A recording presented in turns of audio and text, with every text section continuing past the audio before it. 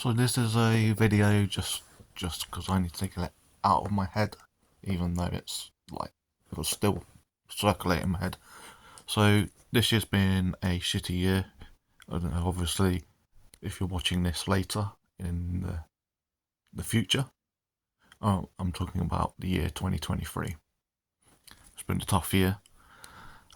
Basically, I've been off my 224 SAPA pain for 8 months now. I am still on the weekly release pain patches,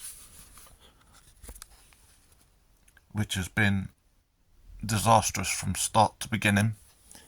Even though now I'm with a brand new surgery, and I have tried to communicate with them and ask them to do an independent assessment, as they are a brand new GP surgery, and there is an ongoing complaint about the old GP surgery, and I'm going to have to put other complaints in, and they either go to the IBC, which I'd never heard of until this year, or NHS England, or a combination of both. But once one's done their review or assessment, they can't go back to another body. So either the IBC will deal with it or NHS England. I did originally send it to NHS England, but I've been told it might be moved to the IBC. It doesn't matter, whatever they find, the damage has already been done. Physically, emotionally, like on every level, the damage has already been done. And even if most likely they will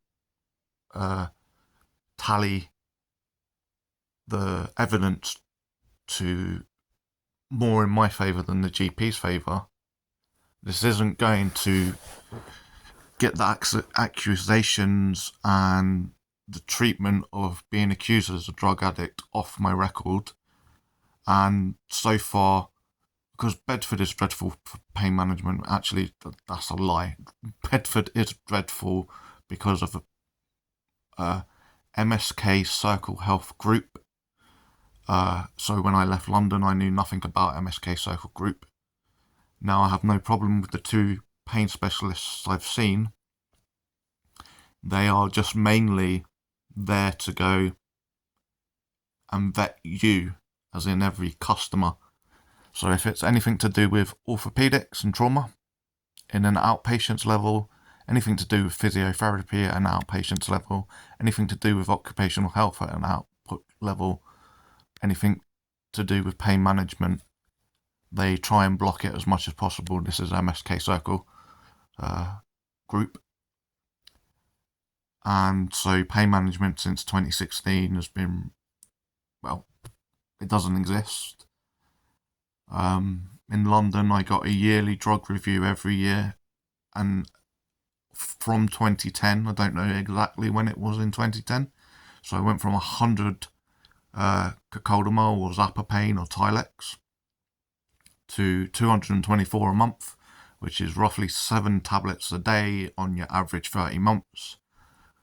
I take, or did, or could, and needed. It was my main painkiller.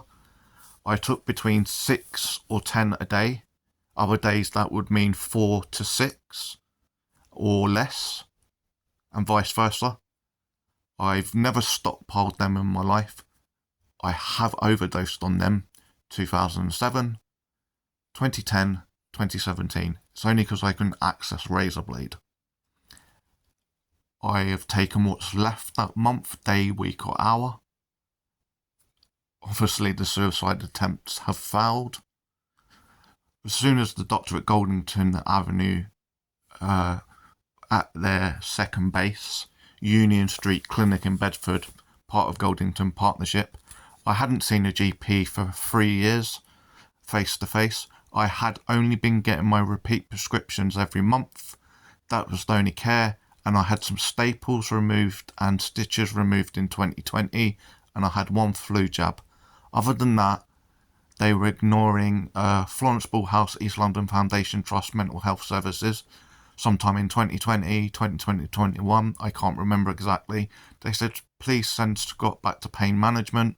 This was when COVID was going on as well, so They were aware there'd be delays, but they said, please see Scott at a GP kind of level. Please send him either to pain management directly or see him. So I have to get those letters and add those separately to the complaint.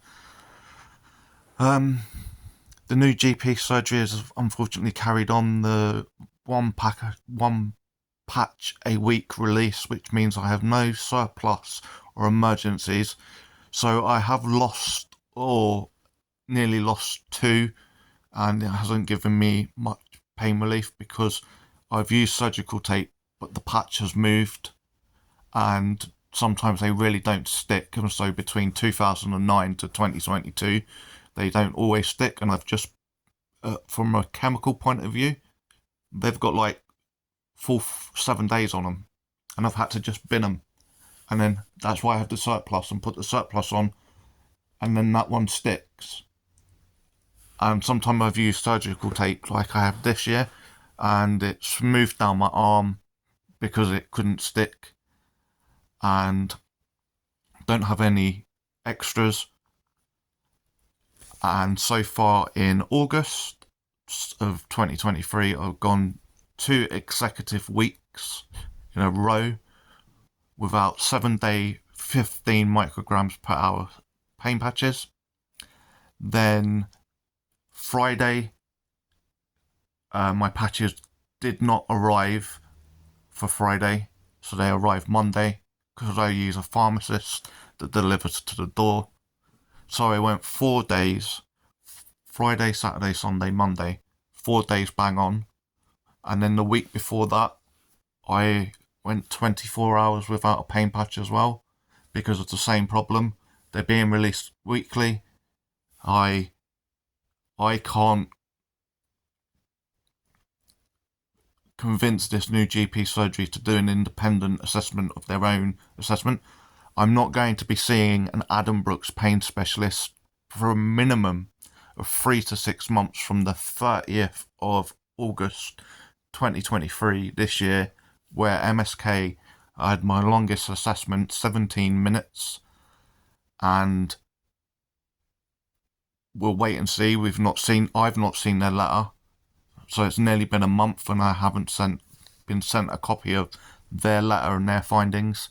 The doctor was uncomfortable about reinstating my Zappa pain because he said I've got here kind of like the concern that the dose is too high or you're a danger to yourself, while at the same time going, don't buy the Paramol version, which is like $11.99, $9.99 depending on where you buy it. He said go to a chemist and get Cocodamol. They're about $3.99 to $5.99. 32 tablets. It was unclear if he meant every week or once a month. It couldn't have been once a month because that'd be 1 tablet a day. So he said, basically implied or suggested we wait for Adden-Brookes to actually be the experts in chronic pain, try to explain complex regional pain syndrome type 1 to the new GPs, try to explain mid-carpal instability of the wrist, and just because you hear the word wrist, it actually affects the hand, the wrist, the carpus, and the arm, so the radius and the ulna. So it affects more than one thing. And people just hear the word wrist and they go, well, can't be that bad, can't be that painful. And when I'm explaining it, complex renal pain syndromes, they're on the medical scale of research of pain. Then it's something like bone cancer, blah, blah, blah, blah, blah, blah, blah. It drops.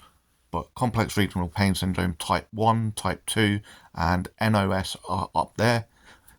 There is no pain scale record to my knowledge for mid-carpal instability, yet it would be up there with arthritis and osteoarthritis.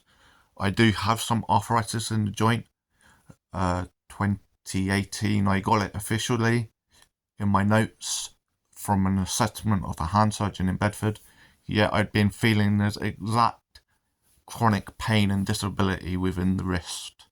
of this area, and so I think it started in June, July 2016. Yes, this video is a bit ranty, but there you go.